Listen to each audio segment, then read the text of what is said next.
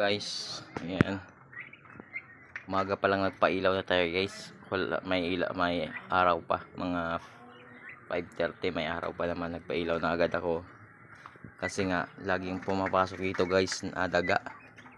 Ayan guys, makikita nyo halos lahat ng butas takpan ko na, pero nakapasok pa rin yung daga. May kinain dito, minsan dito. Yan, kanina nahuli ko yung daga. Tapos may trap tayo dito, may trap. Yan, may trap tayo. Pakita ko sa inyo yung trap ha. Ito yung rat trap natin. Yan, pakita natin.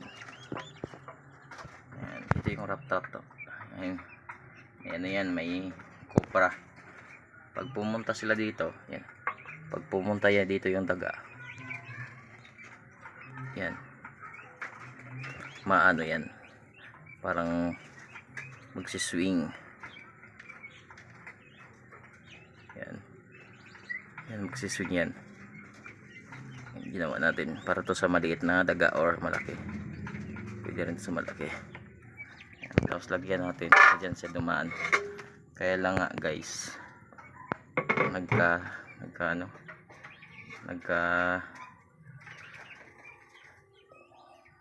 ano yan, mga ants, langgam. Pero nahuli ko kanina yung daga. Taas na, medyo taas na itong ilaw na to kasi ano na, tinaas ko yung ilaw kasi medyo may nasa balayibo na sila, lumalayo na sila sa init. Kasi ito kasi yung ilaw natin 100 watts to guys. Ayan, kawawa naman. Ito yung turn off natin to kasi mayroon namang ilaw. Turn off na lang natin tong isa. Ayan, to turn off natin. Kawawa. Ito may pilay tayo guys, oh. Sumuot siya ng ano niya, yung may tuhod sa may tuhod niya.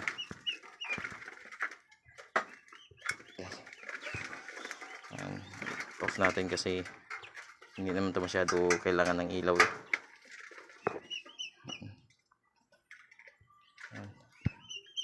So may mga harang tayo dyan dito para ano, nilinis natin yung mga basura na dating nakatira dito.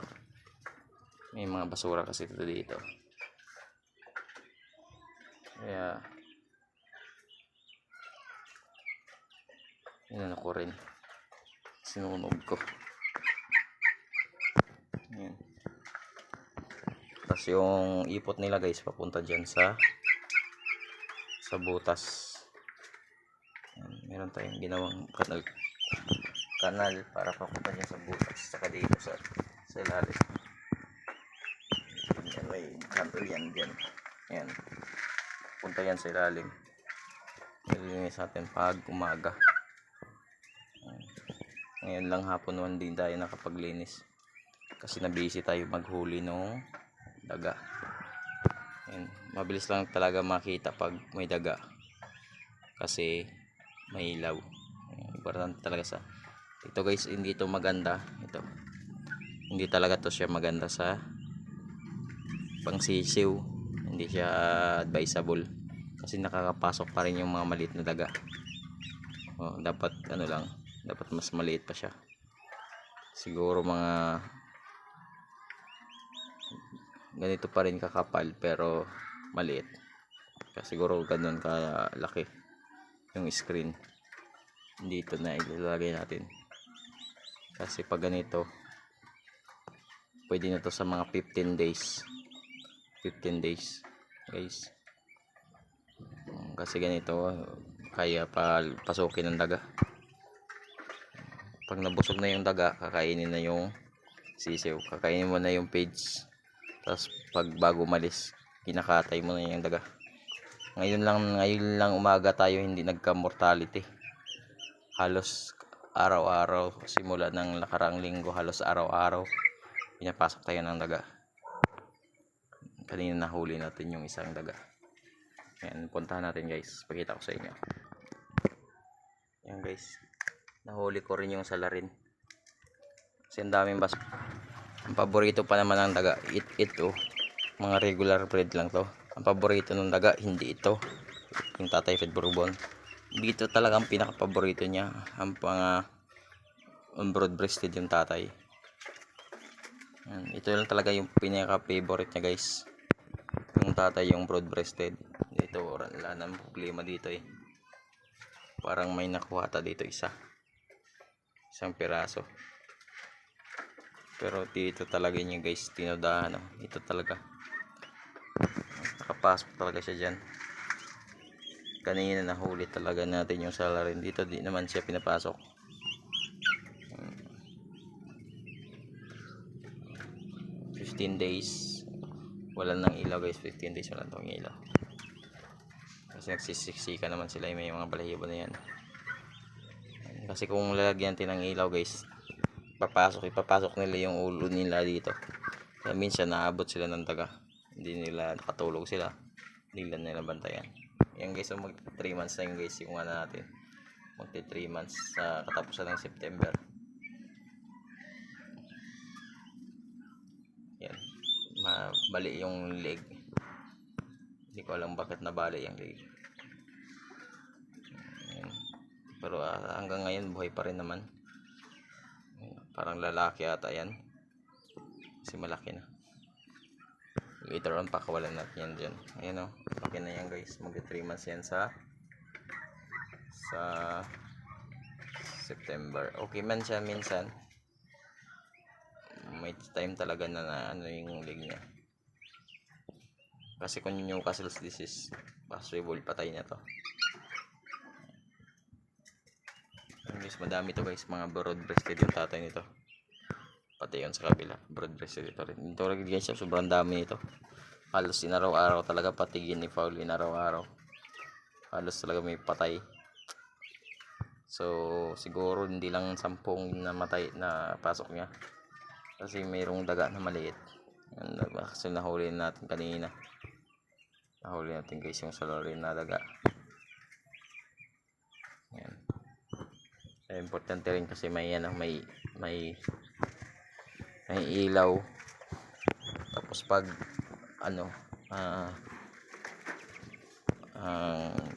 parang umiiyak sila guys ng hingi ng saklolo. Yan, pinupuntahan ko agad. Minsan di ko na talaga naabutan na. Kaya minsan launa na ako na alam na madaling araw natutulog. Binabantay. Minsan di talaga. Kasi umatake yung daga. Minsan umaga pa mga 6 to 7 to 8 pa 9 mga ganyan. Tapos minsan pag umalis ka babalik sila.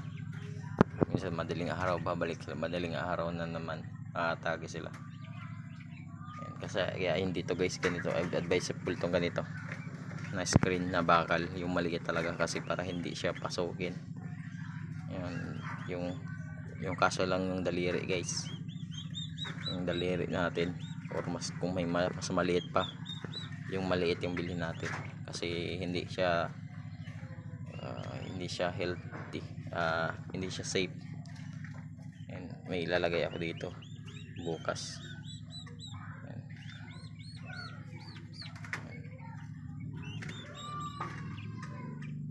Yan. Baba natin ng konti to para nainitan pa kasi medyo bata pa tong iba. Nabababa yan guys, kaya lang hindi natin masyado binababa kasi sobrang init. Tapos pag dumikit yan sa plastic, natutunaw rin yung plastic. Yan lang guys, kailangan talaga may ilaw na 5:30, yung hindi pa masyado tapos bantayan mo ng ganyang oras kasi umatake talaga mga daga. Saka hindi advisable ang ganito guys, hindi guys advisable na papasok talaga siya. Kaya mas maliit, mas maganda, mas maliit pa ng siguro kasi lang yung hinliliit guys. Mga ganyan kalaking screen. Pero ganito bakal pa rin para hindi siya yung ulo nila hindi sila lulusot. Kasi ganito guys, lulusot yung sisiw na guinea fowl. Kahit yung bantam chicken nakakalsot pa rin pag medyo maliit pa. Yung mga day old pa lang nakakalsot talaga. yung screen. And prevention is always better than cure lagi guys. Kaya para maiwasan talaga mortality. Hindi tayo na halos na mamatayan dito sa sakit yung pinaka talaga natin daga. Kasi sa tubig naman meron tayong pump guys. Meron tayong water pump. Ang panglinis. Automatic pagka umaga nililinis natin yan.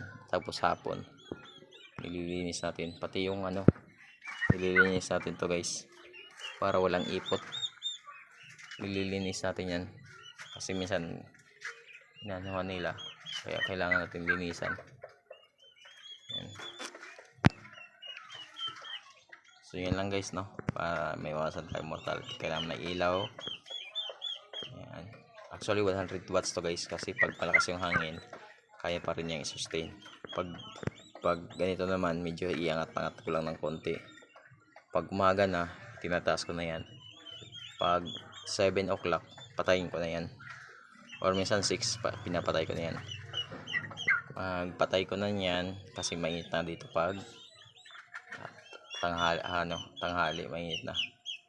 Hanggang kahit alas 4 mainit pa mga 5:30 or 5 PM pinapailaw na natin yan. Kaya lang tsambahan talaga natin kanina yung daga. Grabe, halos isang linggo akong more than 1 week akong na-stress dun sa daga.